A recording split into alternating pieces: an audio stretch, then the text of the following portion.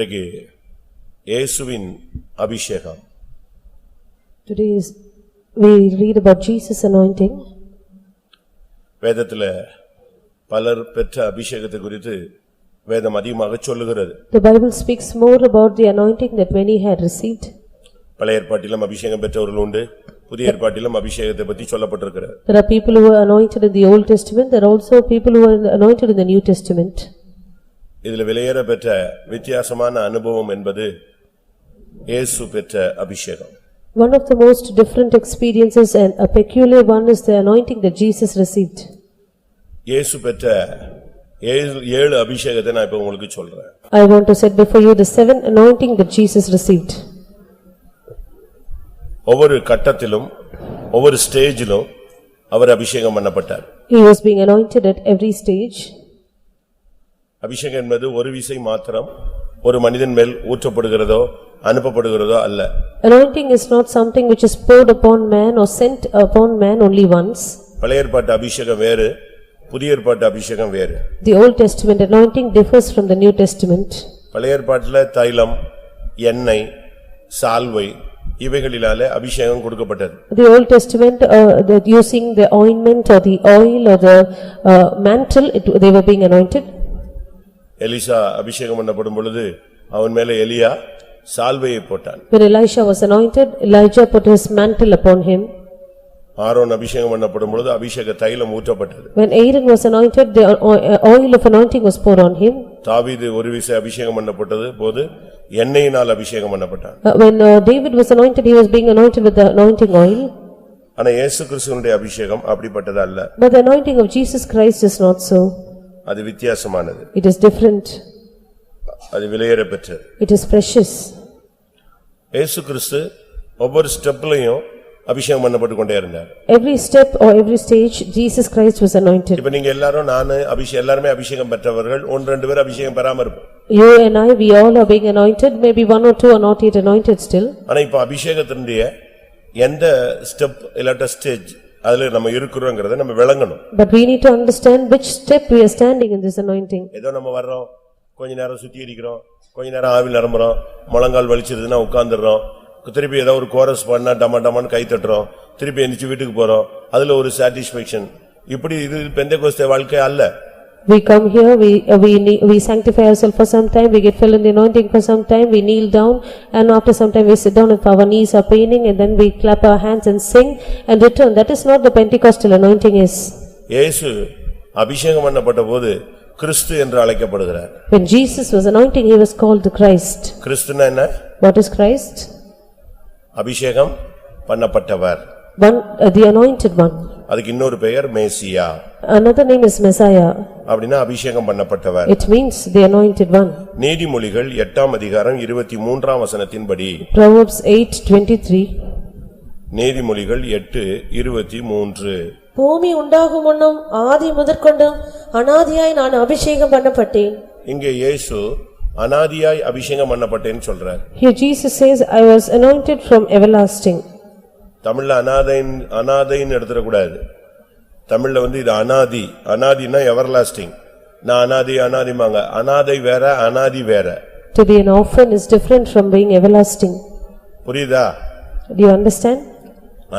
அநாதைன்னா கைவிடப்பட்டவங்க, புருஷன் இல்லாதவங்க, இல்ல குழந்தை இல்லாதவங்க, யாருமே பராமரிப்பு இல்லாதவங்க அநாதை. Those who are orphans are those who are being no one sustains them, they are widows, they are childless people. ஆனா இயேசுவினுடைய அபிஷேகம் அநாதி அபிஷேகம். But the anointing of Jesus was one which is everlasting. அவர் ஏற்கனவே அபிஷேகம் பண்ணப்பட்டவர். He was already anointed. அவர் மேல் இருந்த அபிஷேகம் நித்தியமான அபிஷேகம். The anointing that was upon him was one which is eternal and everlasting. அங்க இப்ப பூமியில வர்றார். But he comes to the earth now.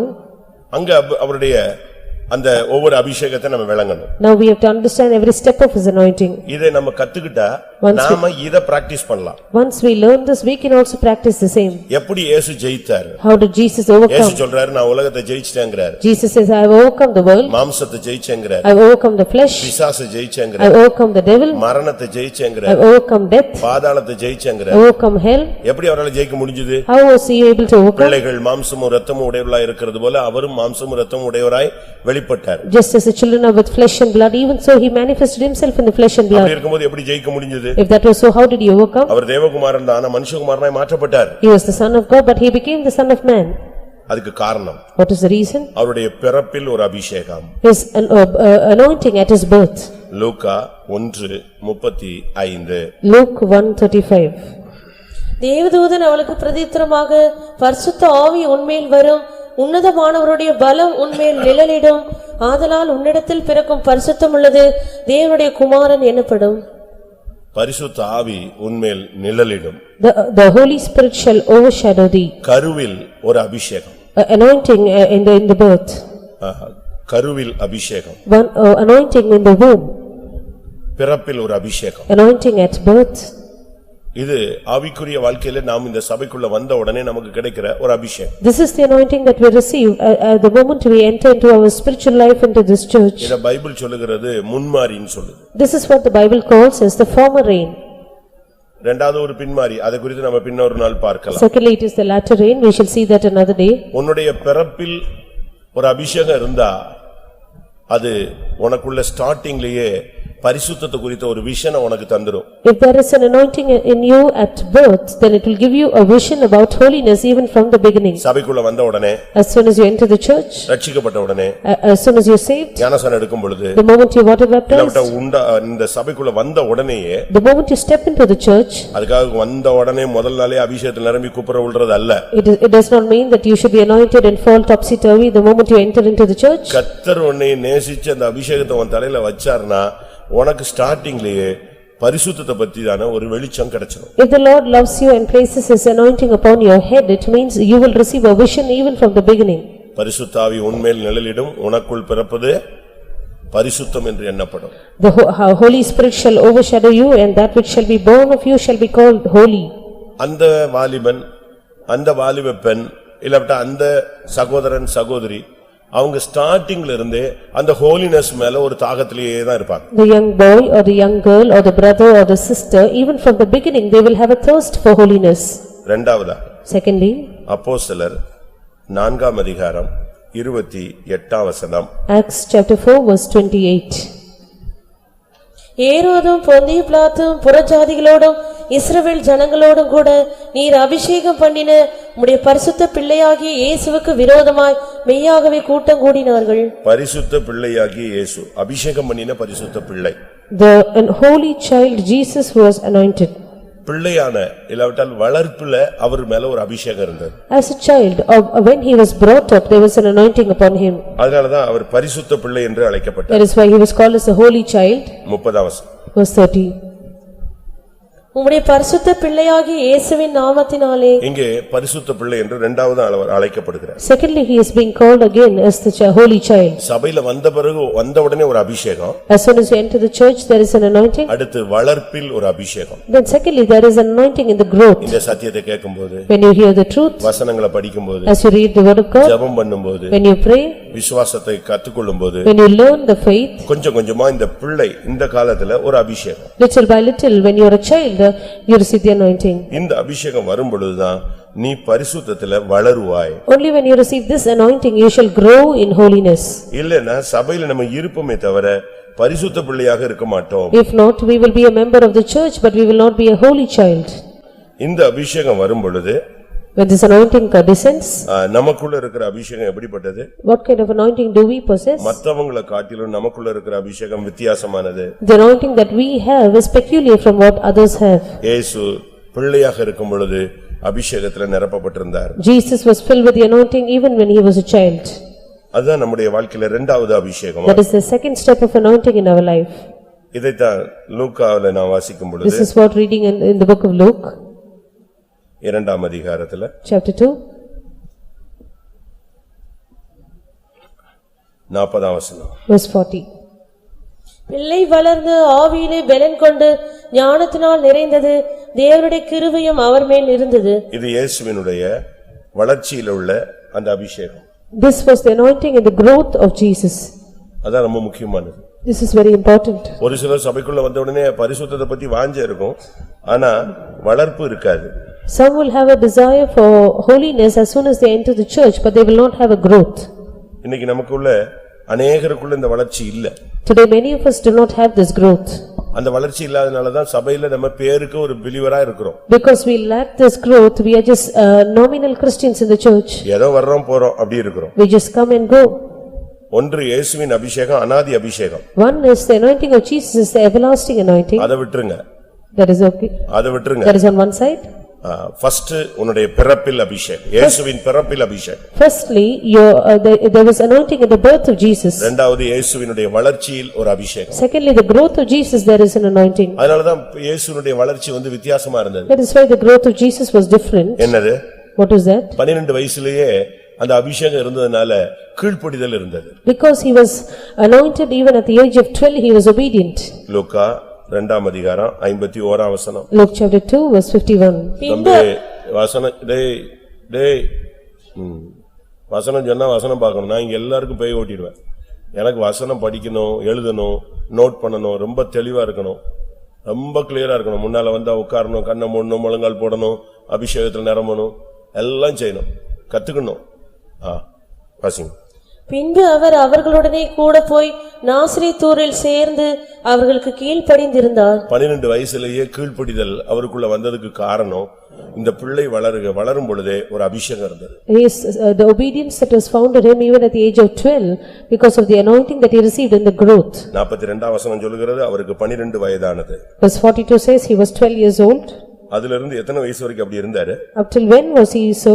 லூக்கா 3ஆம் அதிகாரம் 23ஆம் வசனம் வரை பார்க்கும் பொழுது 30 வயது வரை ஒரு 18 வருஷம் அவருக்குள்ள இந்த அபிஷேகம் கீழ்ப்படிதலை நிரப்பி கொடுத்தது. Luke chapter 3 verse 23 we read up till the age of 30 for 18 years this anointing brought an obedience within him. இதுதான் வளர்ப்பில் அபிஷேகம். This is the anointing at growth. இந்த சபையில நம்ம வந்துட்ட பிறகு அப்படியே கொஞ்சம் கொஞ்சமா வளரும்போது அப்பப்ப அபிஷேகம் இறங்கிக்கிட்டே இருக்கும். After having come into this mission, as we grow little by little, anointing will keep descending on us. அதனால தான் அவருக்கு பேரு பரிசுத்த பிள்ளை. That is why he was called the holy child. அபிஷேகம் இறங்கின பொழுது பரிசுத்தம் உண்டானது. When he received the anointing, he had holiness. இப்பொழுது வளர்ச்சியில் அபிஷேகம் வரும் பொழுது பரிசுத்த பிள்ளையாக அவர் உருவெடுத்தார். Now when he received the anointing at his growth, he took the form of a holy child. மூன்றாவதாக Thirdly, மத்தேயு 3ஆம் அதிகாரம் Matthew chapter 3 16ஆம் வசனம். verse 16. ஞானஸ்நானத்தில் அபிஷேகம். Anointing at water baptism. இயேசு ஞானஸ்நானம் பெற்று ஜலத்திலிருந்து கரையேறின உடனே இதோ வானம் அவருக்கு திறக்கப்பட்டது, தேவ ஆவி புறாவை போல இறங்கி தம்மேல் வருகிறதை கண்டார். இப்பொழுது ஞானஸ்நானத்தில் ஒரு அபிஷேகம். Now anointing at water baptism. சர்ச்சுக்குள்ள வரும்போது ஒரு அபிஷேகம். When you enter the church, you have an anointing. சர்ச்சில சத்தியத்தை கேட்டு வளர்ந்துகிட்டு இருக்கும்போது ஒரு அபிஷேகம். As you hear the truth and grow in the church, you have an anointing. இப்ப சர்ச்சில ஒப்பு கொடுத்து ஞானஸ்நானம் எடுக்கிறோம். Now you surrender to the laws of the church and you are water baptized. பாப்டைஸ்ட்ல அந்த இதுல ஒரு அபிஷேகம் வரும்போதுதான் ஞானஸ்நானங்கிறது ஒரு சரியான ஒரு turning point. Only when you receive the anointing at water baptism is a turning point. அதுக்கு பிறகுதான் நம்முடைய கண்கள் எங்க போகுது? பரலோக ராஜ்யத்தை குறித்து திரும்புறது. After which our eyes turn towards the kingdom of God, the kingdom of heaven. புறாவை போல வானத்திலிருந்து இறங்கினார். The spirit of the Lord as a dove descended upon him. வானம் அவருக்கு திறக்கப்பட்டது. The heavens were opened to him. அப்ப ஞானஸ்நானத்துல ஒரு அபிஷேகம். So anointing at water baptism.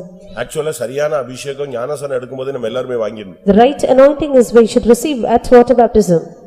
Pastor Aruldas இருக்கும் பொழுது During the period of Pastor Aruldas, ஞானஸ்நானத்துக்கு தொட்டில இல்ல குளத்துல ஆளுங்களை இறக்கி விடுவாரு.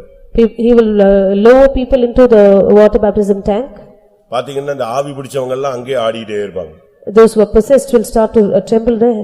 அப்ப அவர் சொல்லுவாரு, Then he will tell, ஆடு, you start shaking, ஆடிட்டே இரு. you keep on trembling. ஞானஸ்நானம் கொடுக்கிற வரைக்கும் உனக்கு பெர்மிட் இருக்கு. You have permission until you are water baptized. ஞானஸ்நானம் கொடுத்த பிறகு நீ உனக்கு இனிமே இடம் கிடையாது. After you are water baptized, you have no place.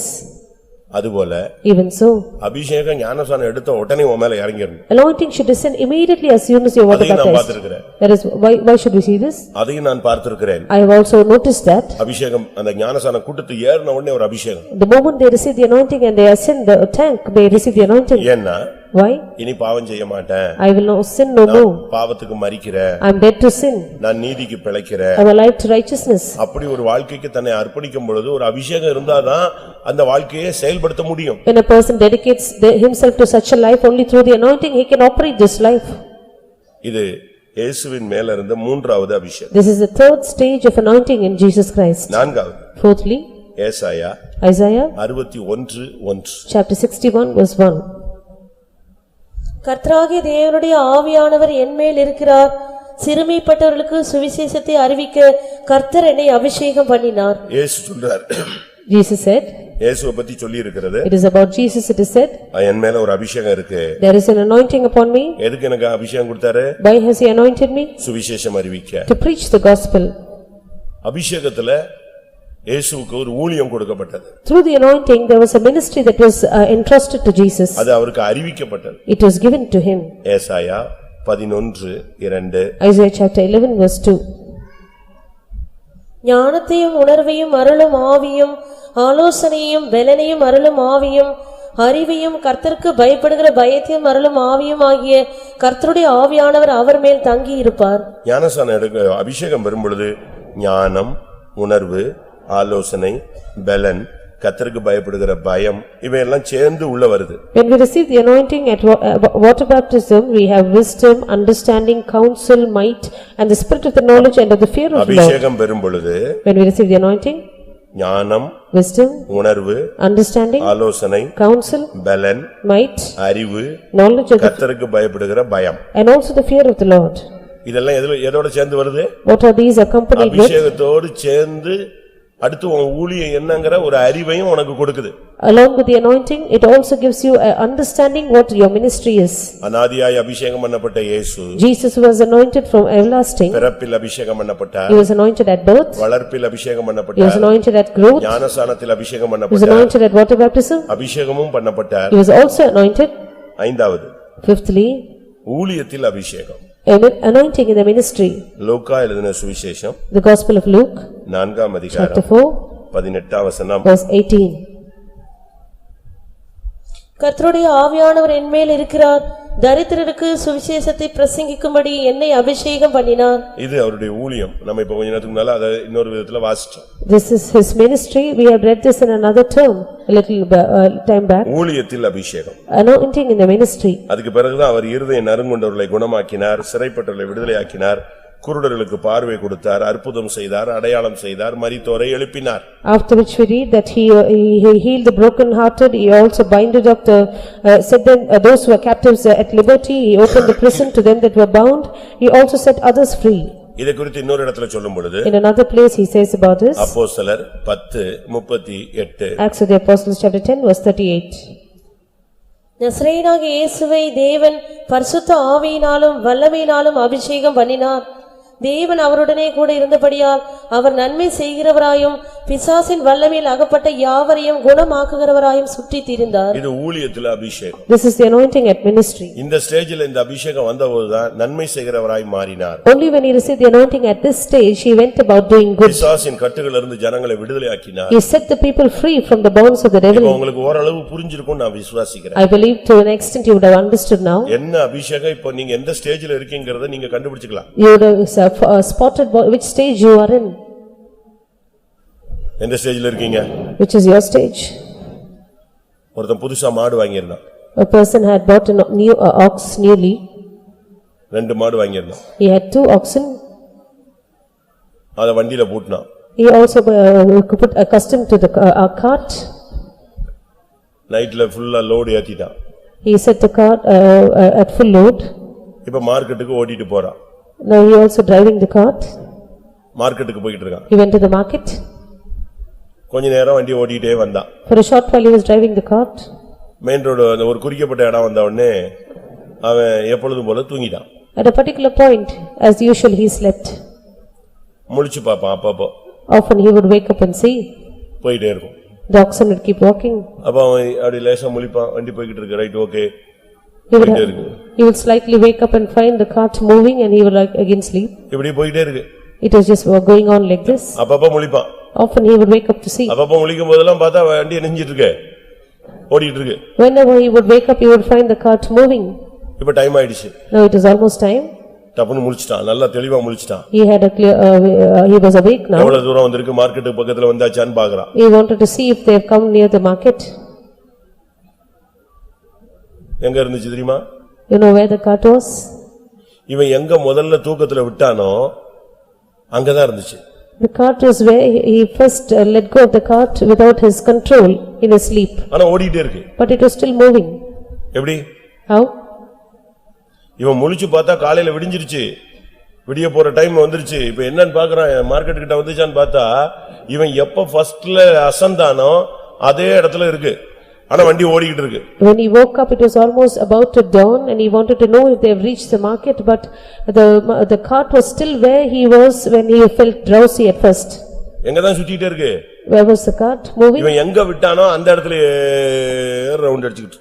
The cart was moving, the oxen were moving in the place exactly where he felt drowsy. ஏன் காரணம் சொல்லுங்க பாப்போம். What is the reason? கடைசில தான் புரிஞ்சுது, அந்த மாடு செக்குல ஓடிக்கிட்டு இருந்த மாடை இவன் வாங்கிட்டு வந்தான். Finally he understood it was the oxen which was actually plowing or which was making the. அது எங்க ஓடிட்டு இருக்கும்? அது மார்க்கெட்டுக்கு போகும். Will it go to the market? அது அடுக்கு செக்க சுத்தி எந்த இடத்து வரைக்கும் இவன் கண்ட்ரோல் பண்ணானோ அது வரைக்கும் ஒழுங்கா வந்துச்சு. எப்ப இவன் கண்ட்ரோலை விட்டானோ அதை எங்க சுத்த ஆரம்பிச்சிருச்சு? பழைய லெவலுக்கு சுத்த ஆரம்பிச்சிருச்சு. The place till which he controlled, it was moving forward, but when he left his control, it started moving. எப்ப அபிஷேகத்துல இருந்தியோ அது வரைக்கும் கரெக்டா போய்கிட்டே இருக்கும்.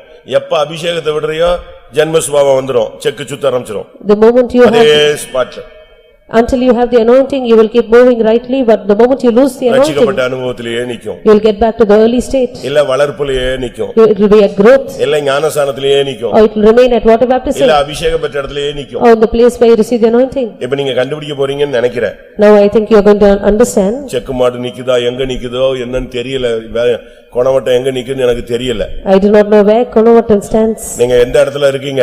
Where are you? உன்னுடைய பிறப்பில் அபிஷேகம் உண்டு. There is an anointing at birth. வளர்ப்பில் அபிஷேகம் உண்டு. Anointing at the growth. ஞானசானத்தில் ஒரு அபிஷேகம். Anointing at water baptism. அபிஷேகத்திலேயே ஒரு நிறைவான ஒரு தன்மை இருக்கு. Anointing has a fullness. அடுத்து ஊழியத்தில் ஒரு அபிஷேகம். Anointing in the ministry. ரோமர் 8ஆம் அதிகாரம் 11ஆம் வசனத்துல Romans chapter 8 verse 11. மரித்த பின் ஒரு அபிஷேகம். Anointing after death. அன்றியும் இயேசுவை மரித்தோரிலிருந்து எழுப்பினவருடைய ஆவி மரித்தோரிலிருந்து எழுப்பினவருடைய ஆவி The spirit that raised him up from the dead. உங்களில் வாசமாயிருந்தார். If it dwells in you, சாவுக்கு எதுவான சரீரங்களை உயிர்ப்பிப்பார். he shall quicken your mortal bodies. உனக்குள்ள அடிக்கடி ஏற்படுகிற போராட்டம், பிரச்சனை, மரணம், மரணத்துக்கு எதுவான தன்மைகள், தாக்குதல்கள், இவைகளுக்கு மத்தியில ஒரு அபிஷேகம் இருக்கு. The often conflicts and problems and the death and the attacks of death that are found in you, there is an anointing amidst all these. ஒருவேளை இந்த உலக ஓட்டம் முடிஞ்சா கூட எக்காலம் துணிக்கும் பொழுது ஒரு அபிஷேகம் உன்னை என்ன செய்யும்? தூக்கும், எடுக்கும். Perhaps your race on this earth has come to an end. When the trumpet shall sound, an anointing will quicken you. இயேசு மரிச்ச உடனே ஒரு அபிஷேகம் வந்தது. Jesus received an anointing at his உனக்கு death. வியாதி, பலவீனம், தோல்விகள் வரும் பொழுது ஒரு அபிஷேகம் வரணும். When there is sickness, weaknesses and defeats in your life, there should be an anointing upon you. இயேசுவின் 7வது அபிஷேகம். The 7th anointing of Jesus. சீயோனில் அபிஷேகம். Anointing in Zion. சங்கீதம் 2ஆம் சங்கீதம் 2nd 6ஆம் Psalm வசனம். verse 6. நான் என்னுடைய பரிசுத்த பர்வதமாகிய சீயோன் மீதில் என்னுடைய ராஜாவை அபிஷேகம் பண்ணி வைத்தேன் என்றார். பரலோகத்துல கூட உனக்கு ஒரு அபிஷேகம் இருக்கு. அந்த அபிஷேகத்துல தான் நீ பரலோகத்துல இருக்க முடியும். Even in heaven there is an anointing. Only with that anointing you can remain in heaven. எல்லாரும் இப்ப கண்களை மூடுவோம். Now let us all close our ஒரு eyes. half an hour time. We have half an hour's time.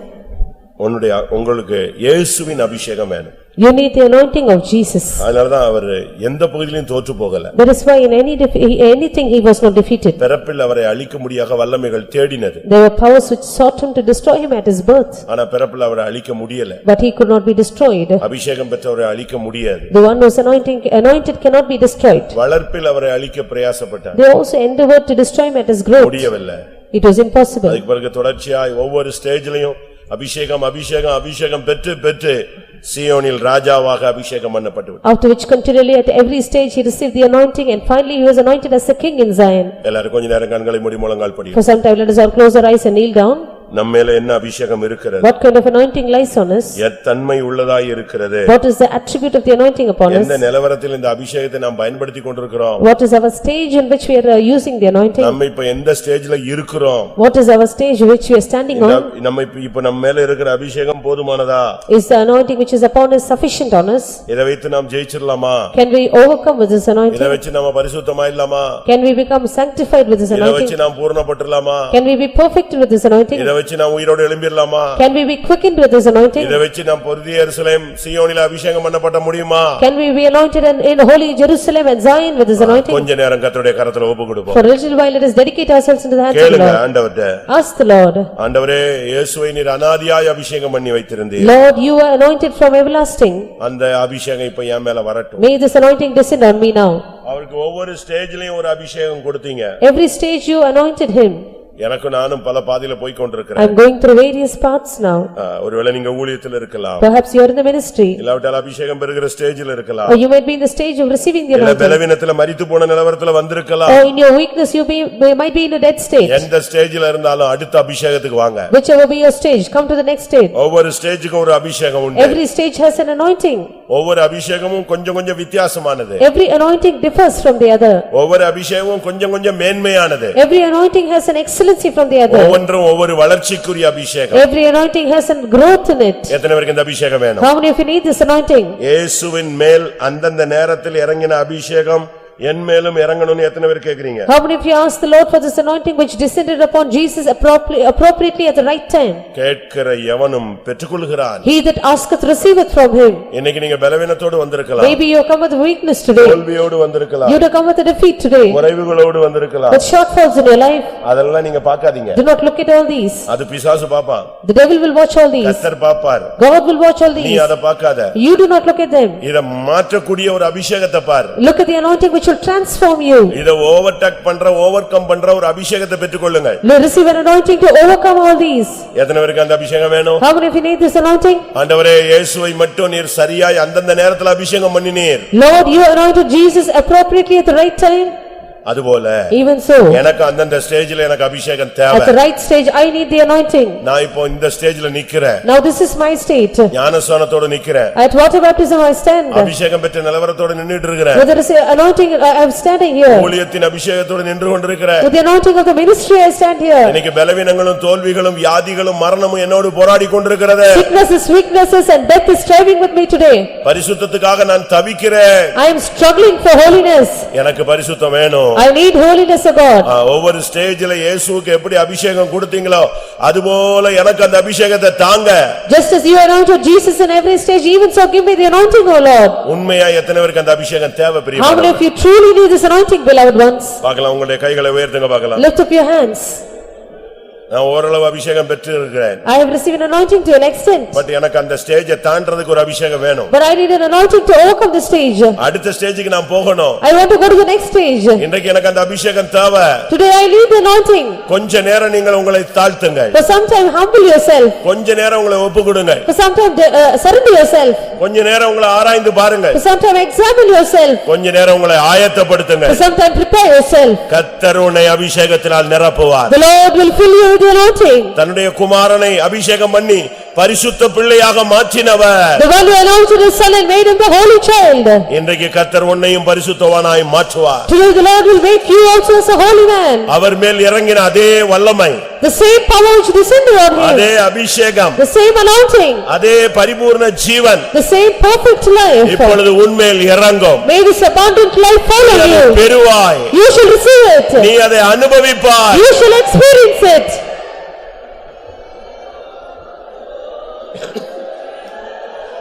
Hallelujah.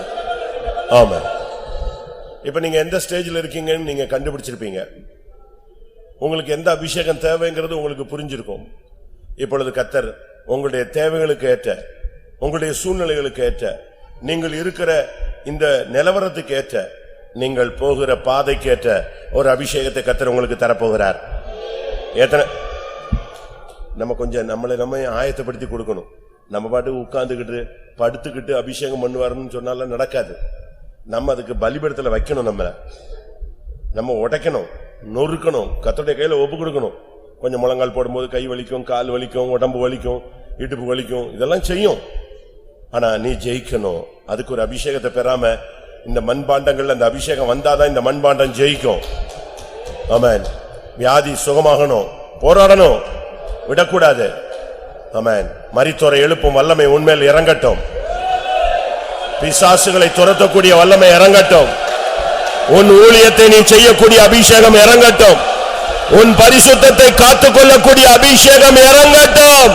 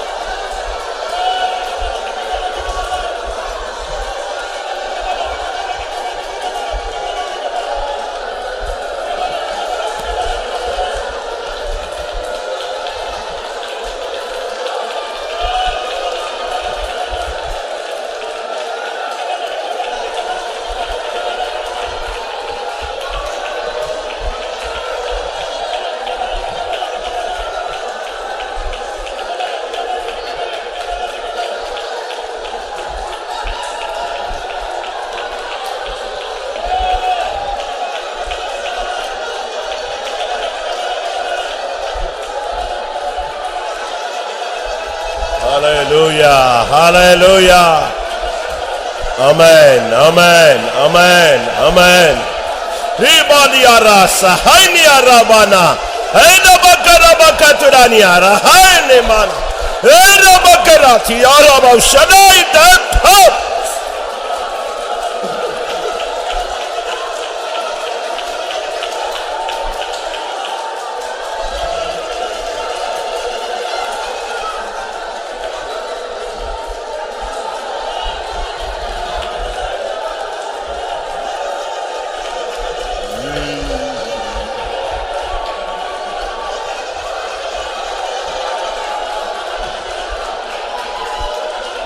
Amen. மரித்தோரை எழுப்பிடும் வல்லமை எங்கள் மத்தியில் நீர் விளங்க செய்வீர். மரித்தோரை எழுப்பிடும் வல்லமை எங்கள் மத்தியில் விளங்க செய்வீர். சொரும் மன்சரீரே உள்ளம் உயிர்த்திட தாருவின் அபிஷேகமே. சொரும் மன்சரீரே உள்ளம் உயிர்த்திட தாருவின் அபிஷேகமே. மரித்தோரை எழுப்பிடும் ஹல்லேலூயா எங்கள் மரித்தோரை எழுப்பிடும் வல்லமை எங்கள் மத்தியில் விளங்க செய்வீர். சொரும் மன்சரீரே உள்ளம் உயிர்த்திட தாருவின் அபிஷேகமே. சொரும் மன்சரீரே உள்ளம் உயிர்த்திட தாருவின் அபிஷேகமே. மரித்தோரை எழுப்பிடும் வல்லமை எங்கள் மத்தியில் விளங்க செய்வீர். மரித்தோரை எழுப்பிடும் வல்லமை எங்கள் மத்தியில் விளங்க செய்வீர். சொரும் மன்சரீரே உள்ளம் உயிர்த்திட தாருவின் அபிஷேகமே.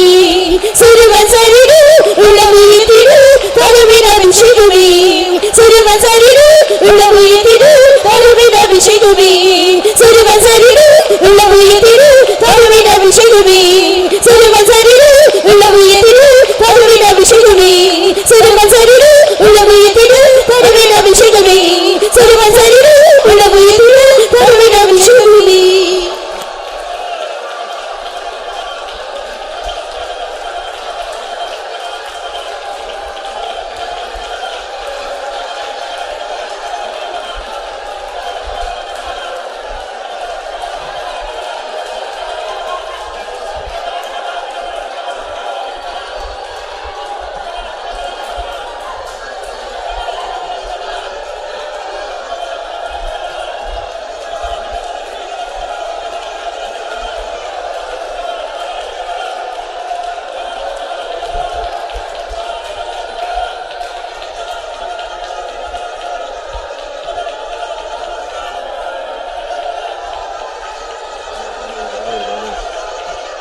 ஆமா,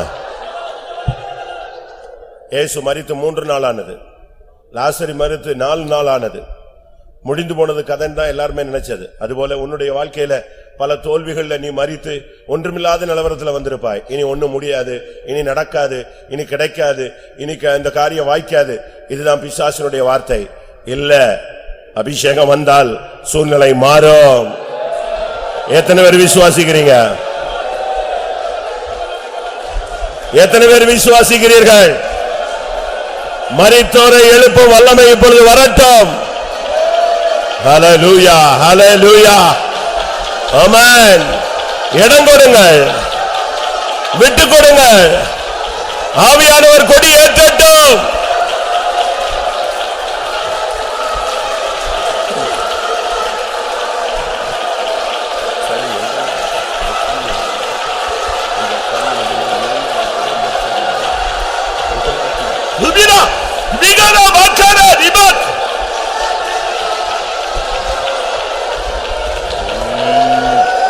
மரித்தோரை எழுப்பிடும் வல்லமை எங்கள் மத்தியில் விளங்க செய்வீர்.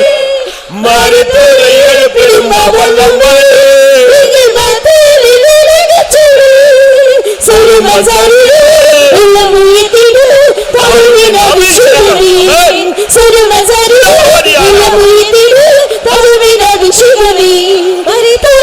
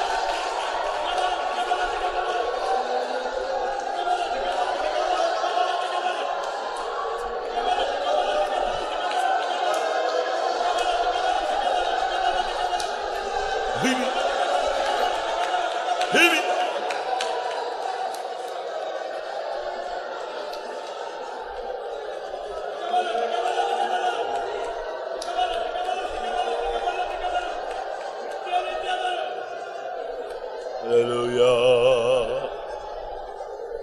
Bala bala Maria na bakara bala bakati.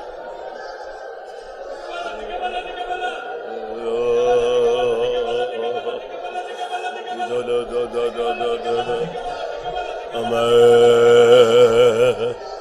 Ribala idabana shamana karabala.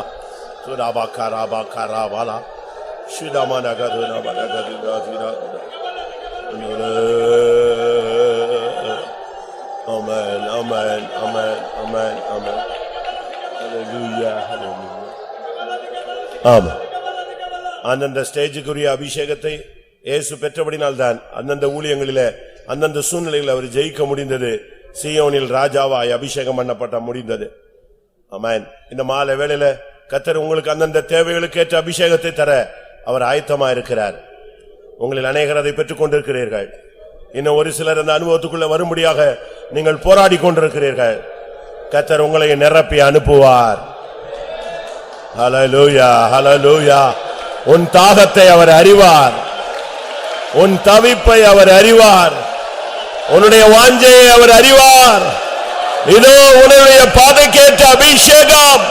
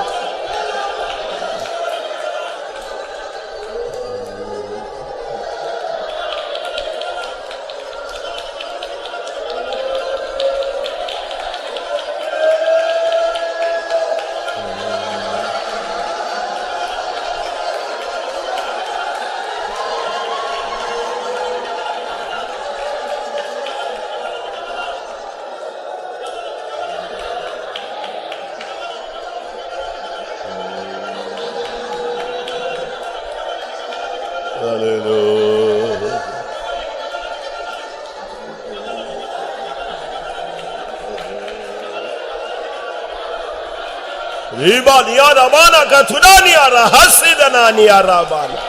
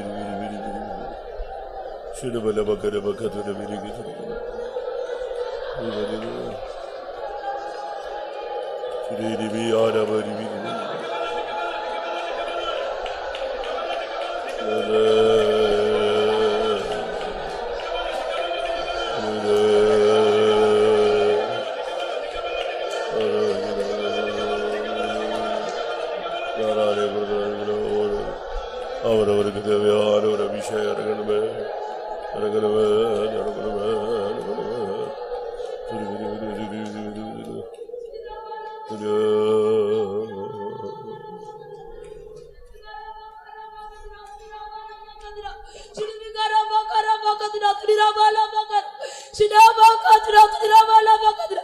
தாவீது நாட்களில் சீயோன் கோட்டை பிடிப்பது எல்லாருக்கும் அரிதானது. ஆனாலும் தாவீது சீயோன் கோட்டையை பிடித்தார். அவனை எதிர்த்த அந்த எபூசியரையும் அந்த குருட்டு ஆவிகளையும் அந்த சப்பானிகளையும் முறியடித்தார். நீ சீயோனாய் மாறுவதற்கு, சீயோனாய் கட்டப்படுவதற்கு எதிராக எழுப்புகிற அந்த வல்லமைகளை எதிர்க்கத்தக்க ஆவியை பெற்றுக்கொள் என்று கர்த்தர் சொல்கிறார். Hallelujah. Ibalari balabari alabala kacha. Amen. Amen. Orabania. Orainimia rabakara bakara.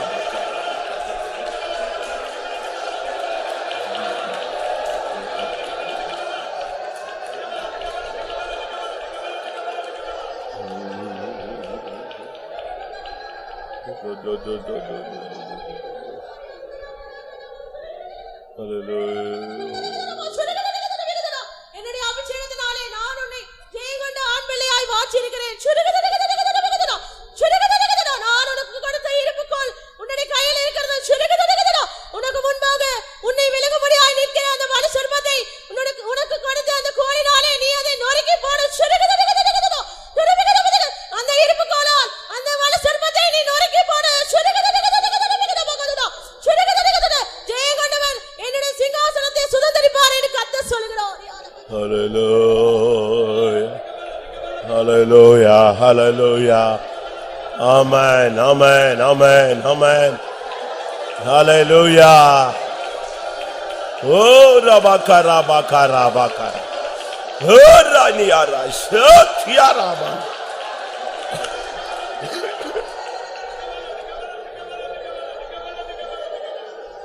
Ibala variala bakara bala bakara bakatire tiri tiri tiri tiri. Tira bakara bakatira bakatira bala bakara bakara. Ibidiri bidiri bidiri katiri binania. Amen. Amen. Amen. Dala varia bala bakara. Amen. Jayam jayam jayam. Oh, ribania rabala kara.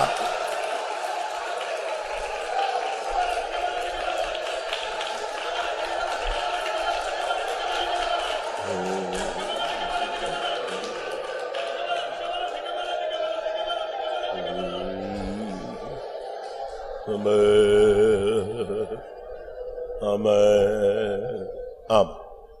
கர்த்தருடைய ஆவியானவருடைய ஆளுகைக்காய் ஸ்தோத்திரம் பண்ணுவோம்.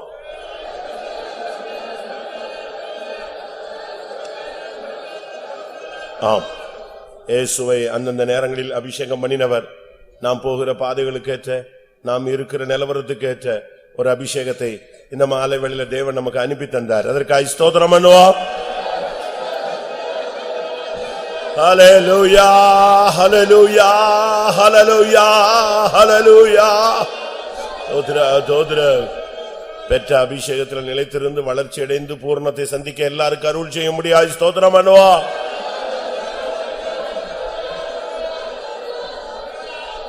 இரவு ஜெபங்கள் காலை ஆராதனைக்காய் ஸ்தோத்திரம் பண்ணுவோம். பிதா குமாரன் பரிசுத்த ஆவியானவருக்காய் ஸ்தோத்திரம் பண்ணுவோம். எல்லா மகிமையும் அவருக்கே செலுத்தி ஸ்தோத்திரம் பண்ணுவோம். ஜெபம். பரிசுத்தமுள்ள நல்ல ஆண்டவரே, ஆசீர்வதிக்கப்பட்ட மடமே மேல் சமத்துக்காய் நன்றியோடு ஸ்தோத்திரிக்கிறோம். பரிசுத்த ஆவியானவர் ஆண்டவரே, இந்த கர்த்தாவே முதலான கர்த்தாவே மாலை வேளையில் இந்த ஆவியானவர் எங்களிடம் மத்தியிலே கடந்து வந்து காலையில் இருந்து உபவாச ஜெபத்தை ஆசீர்வதித்து இந்த மாலை கூட்டத்தில் எங்களுடன் கர்த்தாவே ஆவியானவர் எங்களிடம் மத்தியில் இறங்கி வந்தீர். ஆண்டவரே, எங்களை ஒருவரையும் வீட்பிக்கிறவராக, உம்முடைய ஆவியினால் பலப்படுத்துகிறவராக, உம்முடைய ஆவியினால் அபிஷேகிக்கிறவராக ஆண்டவரே உன்னதமான தேவகுமாரன் எங்களிடம் மத்தியில் இறங்கி வந்தீர். அதுக்காக ஸ்தோத்திரம் ஆண்டவரே. ஆண்டவரே மிக ஸ்தோத்திரம் கர்த்தாவே, நீர் அநாதியா நீர் அபிஷேகிக்கப்பட்டீர். ஆண்டவரே கர்த்தாவே மிக ஸ்தோத்திரம். உம்முடைய பிறப்பில் ஒரு அபிஷேகம் உண்டு கர்த்தாவே, உம்முடைய வளர்ப்பில் ஒரு அபிஷேகம் உண்டு கர்த்தாவே. ஆண்டவரே மிக ஸ்தோத்திரம் கர்த்தாவே, ஞான ஸ்நானத்தில் ஒரு அபிஷேகம் உண்டு கர்த்தாவே. ஆவியானவரே மிக ஸ்தோத்திரம். உம்முடைய ஊழியத்தில் எங்கூட ஒரு அபிஷேகம் உண்டு கர்த்தாவே. சுவிசேஷம் அறிவிக்கும் கூடிய உங்களுக்கு அபிஷேகம் பண்ணப்பட்டீர். ஆண்டவரே ஆவியானவரே மிக ஸ்தோத்திரம். ஆண்டவரே கிறிஸ்துவை மரித்தோர்ந்து எழுப்பினுடைய ஆவி உங்களில் வாசமாயிருந்தார். அற்பமான மாம்சமான சரீரத்தை எங்களை சரீரங்களை உம்முடைய ஆவியினால் எங்களை வீட்பிக்கிற தேவனாய் இந்த மாலை வேளையில் எங்களுடைய மத்தியில் கடந்து வந்தீர். உம்முடைய ஆவியினால் எங்களை வீட்பித்தீர். உம்முடைய ஆவியினால் எங்களை அபிஷேகம் பண்ணினீர். ஆண்டவரே எங்களை ஒவ்வொருடைய நிலவரங்களுக்கு ஏற்றார், அந்தந்த சந்தர்ப்பங்களுக்கு அந்தந்த நிலவரங்களுக்கு ஏற்றார். கர்த்தருடைய ஆவியானவர் இந்த மாலையில் எங்களை ஒவ்வொருவரை அபிஷேகித்ததற்காக நன்றியோடு ஸ்தோத்திரிக்கிறோம். ஆவியானவரே என் ராஜாவை சீயோனிலே ஆண்டவரே அபிஷேகத்தை வைத்தேன் சொன்னீர். ஆண்டவரே அந்த சீயோனின் அபிஷேகத்தை பெற்று நாங்களும் கூட ராஜாதி ராஜாவோடு ஆளுகை செய்யும்படியாக அந்த சீயோன் அந்த அபிஷேகத்தினால் நிரப்பப்பட்டு அந்த வலுசர்ப்பத்தின் தலையை உடைக்கத்தக்கதாக ஜெயங்கொண்ட ஆண் பிள்ளை கர்த்தாவே ஆண்டவரே கையிலிருக்கிறதான கர்த்தாவே அந்த செங்கு கர்த்தாவே ஆண்டவர் இருப்பு கோலினால் ஆளு செய்வான். இந்த கோலினால் அந்த வலுசர்ப்பத்தின் தலை உடைத்தது போல நாங்களும் கூட அந்த சத்துருவை ஜெயிக்க சீயோனின் அபிஷேகத்தினால் நிரப்பப்பட்டவர்களால் ஒவ்வொரு நாளும் தேவ வல்லமையினால் நிரப்பப்பட்டவர்கள் அபிஷேகத்தினால் நிறைந்து இந்த உழைத்து செய்து நிறைவேற்ற கிருபை தருபடியாக வேண்டிக் வரோம். தேவ சமூகத்தில் வாஞ்சியோடு தாகத்தோடு வந்த நான் எல்லாரையும் அபிஷேகத்தீர். அவரவருக்கு தேவையான அவரவருக்கு ஒவ்வொரு சந்தர்ப்பங்களும் சூழ்நிலையில் கேட்டதான அபிஷேகத்தை தந்து வழிநடத்துகிறதான ஆவியானுடைய கரத்தில் எங்களை தாழ்த்து படைக்கிறோம். தொடர்ந்து ஆவியானவர் எங்களோடு கூட இரவு ஜெபத்தை ஆசீர்வதிக்கணும். நாளைக்கு நடக்கிற பரிசுத்த ஆராதனை ஆவியான் நடத்தி ஆசீர்வதிக்கணும். எங்களுடைய பரிசுத்தவான்கள் எல்லாம் அபிஷேகத்துக்கு கரங்கள் எடுக்க முடியாது வேண்டிக்கிறோம். தொடர்ந்து நம்முடைய சமூகம் கூட இருக்கட்டும். தேவ சமூகத்தில் வந்த மக்கள் எல்லாம் அங்கத்தர் ஆசீர்வதித்து அனுப்பும். எல்லா துதிக்கும் நம்மையும் எடுத்துக்கொள்ளும். இயேசுவின் நாமத்தில் வேண்டிக்கிறோம் பிதாவே. ஆமென். நம்முடைய கர்த்தராகிய இயேசு கிறிஸ்துவின் கிருபையும் பிதாவாகிய தேவனுடைய அன்பு பரிசுத்த ஆவியின் ஐக்கியமும் நம்ம சகல பரிசுத்தவான்கள் கர்த்தராகிய இயேசு மகிமையிலே வெளிப்பட மட்டும் இருப்பதாக.